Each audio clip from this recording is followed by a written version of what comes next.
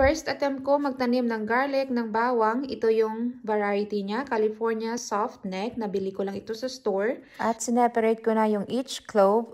According to Google University, it takes 6 to 9 months daw bago makapag-harvest ng soft neck California na bawang. At yung nabili ko ay halos tumutubo na. So yung gagawin ko is isi-start ko sila dito sa maliliit na pots.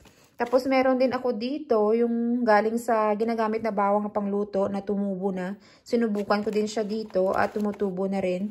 So we'll see kung mag-work ito pag na-transplant ko na sila pag summer na. Kasi 3 months lang yung summer dito. 3 months lang yung growing season dito sa Alaska. Meron din akong itananim doon sa aming garden noong fall. I don't know kung magsusurvive sila or tutubo sila this spring. Kaya susubukan ko rin na magtanim dito sa loob tsaka i-transplant kung ano yung mas maigi dito sa Alaska. According dito, 4 inch dapat yung lalim ng pagtanim ng bawang na to. Sa mahigit 3 inches lang yung pot na to, pero okay lang yan kasi rebel gardener ako. As long as tumubo sila, okay lang naman siguro yan kasi ililipat ko naman sila sa labas. Uunahin ko yung mga malalaki. So, ibabaan ko sila dyan. Tapos, dagdagan ko ng lupa sa taas.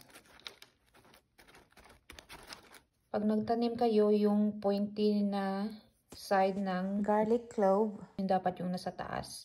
Tapos, ito yung nasa baba kasi dyan lalabas yung ugat. Pusin ko muna yung iba. Tinusok ko muna sila lahat para isahan na. Tapos, lalagyan ko na ng lupa. Tapos ko ng lahat itanim yung mga bawang. Bali may 38 ako dito na mga malalaking bawang. Tapos 16 yung small to medium size na bawang. So total of 54 na mga bawang ito. Let's see kung makapagpapatubo ako nitong bawang dito sa Alaska. Sinulat ko na din ito sa aking gardening notebook. Kasi gusto kong gumawa ng sarili kong calendar ng pagsimula ng mga iba't ibang halaman dito sa Alaska.